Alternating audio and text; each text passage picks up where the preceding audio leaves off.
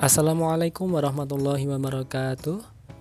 Kembali lagi bersama channel Guru Muda untuk membahas latihan soal seleksi kemampuan bidang tenaga pendidik untuk formasi guru SD. Untuk kali ini sudah masuk ke video yang kelima, artinya sudah ada 4 video yang saya unggah yang membahas mengenai latihan soal SKB untuk guru SD. Silahkan yang belum melihat video-video sebelumnya, boleh dilihat melalui playlist yang sudah ada atau klik link di atas sebelah kanan ini.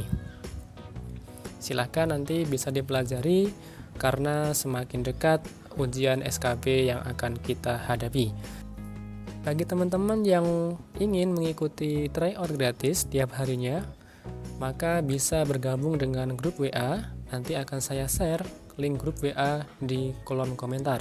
Silahkan bagi teman-teman untuk ikut masuk ke dalamnya, akan ada informasi dan persiapan untuk SKB khususnya formasi guru SD. Bagi teman-teman silahkan subscribe channel ini karena ke depan masih akan saya bahas mengenai latihan soal untuk SKB khususnya untuk tenaga kependidikan. Kita mulai saja untuk nomor 1.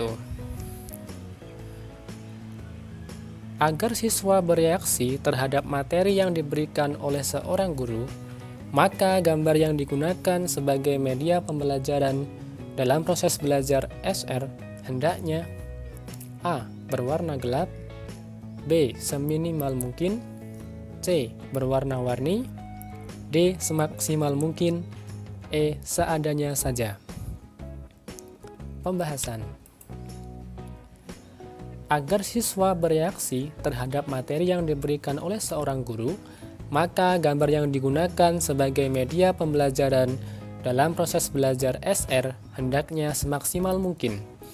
Karena dengan menggunakan media pembelajaran yang maksimal, diharapkan siswa menjadi lebih memahami materi pembelajaran. Ada beberapa hal yang perlu diperhatikan, yaitu 1. Dalam media pembelajaran, sebaiknya tidak menggunakan warna gelap. 2. Penggunaan media dalam pembelajaran sebaiknya diperbanyak agar siswa lebih memahami materi pembelajaran. Dan 3. Penggunaan media yang berwarna-warni akan membuat siswa menjadi bingung. Jadi, agar siswa bereaksi terhadap materi yang diberikan oleh seorang guru, maka gambar yang digunakan sebagai media pembelajaran dalam proses belajar SR adalah semaksimal mungkin. Soal nomor 2. Pada proses pembelajaran, guru memberikan hadiah atau pujian kepada siswa yang berhasil menjawab atau menyelesaikan satu soal. Tindakan yang dilakukan oleh guru merupakan salah satu contoh penerapan teori belajar. A. Classical conditioning, B. Connectionism, C. Constructivism, D. Behaviorism, atau E. Operant conditioning. Pembahasan. Pada proses pembelajaran, guru memberikan hadiah atau pujian kepada siswa yang berhasil menjawab atau menyelesaikan satu soal. Tindakan yang dilakukan oleh guru merupakan salah satu contoh penerapan teori belajar connectionism. Karena dengan adanya pemberian hadiah atau pujian, motivasi siswa untuk belajar akan lebih kuat. Dalam teori belajar yang lain, dapat dijelaskan bahwa 1. Dalam teori belajar classical conditioning, bukan penguatan melalui pemberian hadiah atau pujian yang memotivasi siswa dalam belajar. 2. Dalam teori belajar behaviorism, perubahan mental yang terjadi pada diri siswa tidak diketahui dengan jelas penyebabnya. 3. Teori belajar operant conditioning tidak mengenal adanya penguatan. Jadi, tindakan yang dilakukan oleh guru dengan cara memberikan hadiah atau pujian kepada siswa yang berhasil menjawab atau menyelesaikan satu soal merupakan salah satu contoh penerapan teori belajar connectionism, atau jawaban yang benar adalah B. Soal berikutnya. Salah satu contoh dari adanya dampak dari keyakinan akan kemampuan diri seorang siswa adalah A. Riznal dapat menyelesaikan tugasnya dengan bantuan orang tua. B. Hasna merasakan sakit perut karena akan mengikuti tes. C. Zanuar merasa pusing setelah mengerjakan tugas yang diberikan oleh guru. D. Aliando menangis setelah berantem dengan Atwa untuk berebut mengerjakan tugas. E. Ardian dapat mengendarai motor dengan bantuan ayahnya. Pembahasan. Salah satu contoh dari adanya dampak dari keyakinan akan kemampuan diri seorang siswa adalah Hasna merasakan sakit perut karena akan mengikuti tes. Karena Hasna menunjukkan ketidakyakinan akan dirinya dalam menghadapi tes. Jadi, Hasna merasakan sakit perut karena akan mengikuti tes merupakan salah satu contoh dari adanya dampak dari keyakinan akan kemampuan diri seorang siswa. Jawaban B. Soal berikutnya. Salah satu contoh bentuk kegiatan yang bertujuan untuk mengaktifkan indera anak didik agar dapat berkembang secara maksimal yaitu A. Siswa berolahraga di lapangan. B. Guru memberi hadiah kepada siswa berprestasi. C. Siswa diajak berkarya wisata. D. Siswa belajar di ruang laboratorium bahasa. E. Siswa diajak bermain di halaman sekolah. Pembahasan. Salah satu contoh bentuk kegiatan yang bertujuan untuk mengaktifkan indera anak didik agar dapat berkembang secara maksimal yaitu siswa belajar di ruang laboratorium bahasa. Karena kegiatan ini dapat melatih cara mendengar yang efektif kepada siswa. Jadi, salah satu contoh bentuk kegiatan yang bertujuan untuk mengaktifkan indera anak didik agar dapat berkembang secara maksimal yaitu siswa belajar di ruang laboratorium bahasa. Jawaban D. Soal selanjutnya. Pernyataan berikut yang termasuk contoh kegiatan atau cara melatih intelijensi secara berimbang adalah A. Mengajak siswa untuk berdiskusi tentang pelajaran tertentu. B. Siswa diberikan tugas untuk menyelesaikan suatu masalah. C. Melakukan studi dokumentasi tentang data-data siswa. D. Mengobservasi perilaku guru dan siswa. E. Mengamati ruang kelas sampai hafal.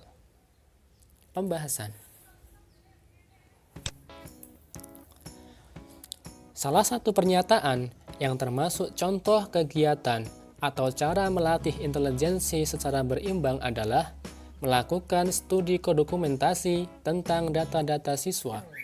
Karena kegiatan ini merupakan langkah awal untuk mengetahui intelijensi primer siswa.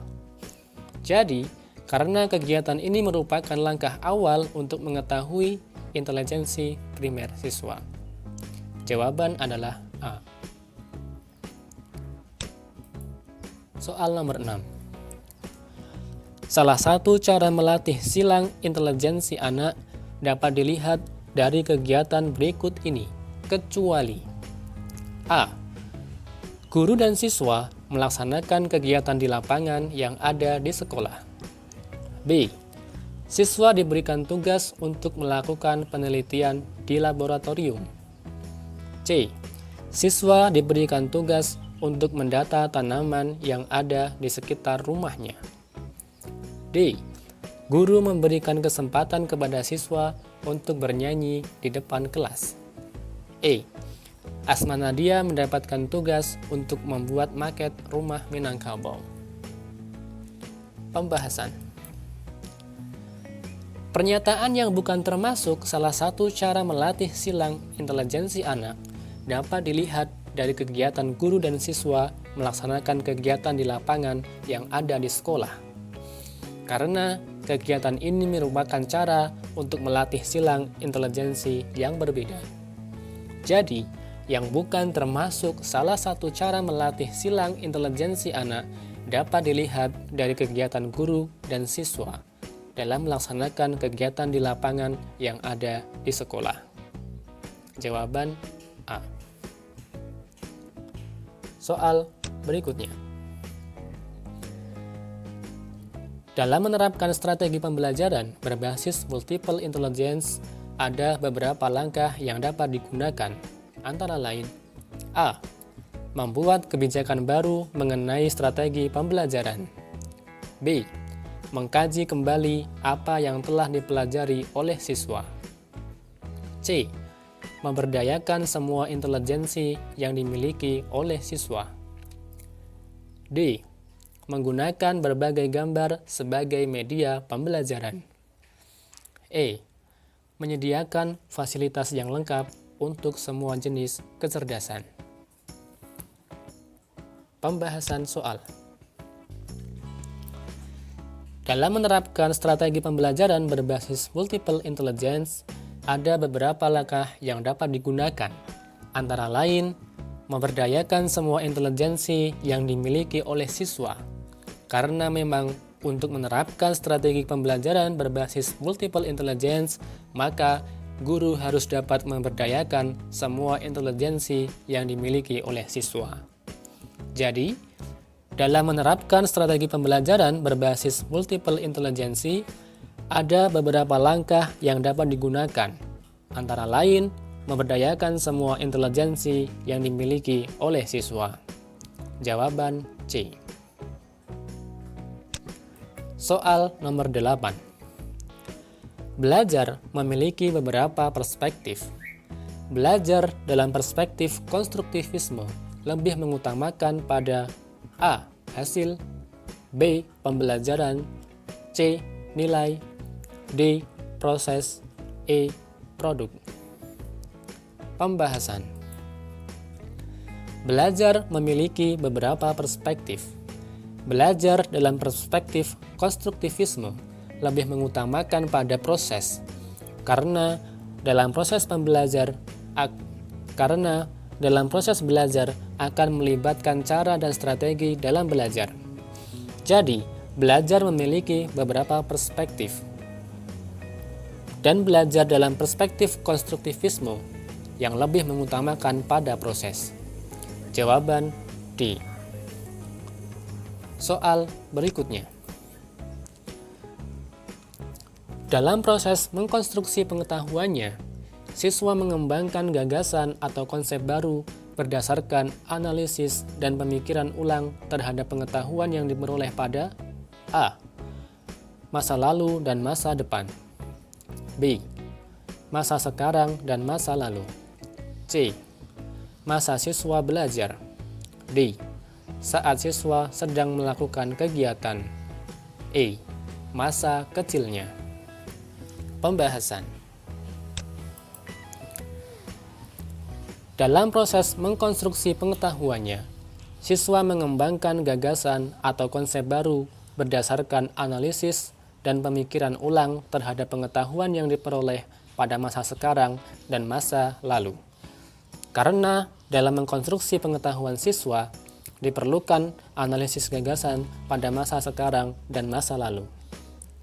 Jadi, dalam proses mengkonstruksi pengetahuannya, siswa mengembangkan gagasan atau konsep baru berdasarkan analisis dan pemikiran ulang terhadap pengetahuan yang diperoleh pada masa sekarang dan masa lalu. Jawaban adalah B. Soal yang terakhir. Belajar dalam perspektif konektivisme menyatakan bahwa perilaku siswa ditentukan oleh persepsi siswa itu sendiri yang dipengaruhi oleh A. Pengalaman, B. Kecerdasan awal, C. Berbagai penguatan, D. Cara belajarnya, E. Lingkungannya. Pembahasan. Belajar dalam perspektif kognitivisme menyatakan bahwa perilaku siswa ditentukan oleh persepsi siswa itu sendiri yang dipengaruhi oleh pengalaman. Karena perilaku siswa bukan merupakan fungsi sesuatu sebagai ganjaran, tetapi lebih ditentukan oleh persepsi siswa yang dipengaruhi pengalaman dan apa yang dianggap berharga.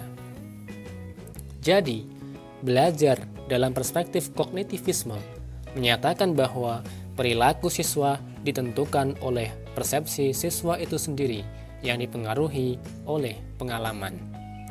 Jawaban adalah A. Terima kasih teman-teman telah menyimak video yang sudah saya upload ini. Semoga teman-teman semua dimudahkan dalam belajar dan dalam proses meraih NIP. Itu saja, mohon maaf bila ada kesalahan. Silahkan kalau ada saran ataupun masukan bisa dituliskan dalam kolom komentar.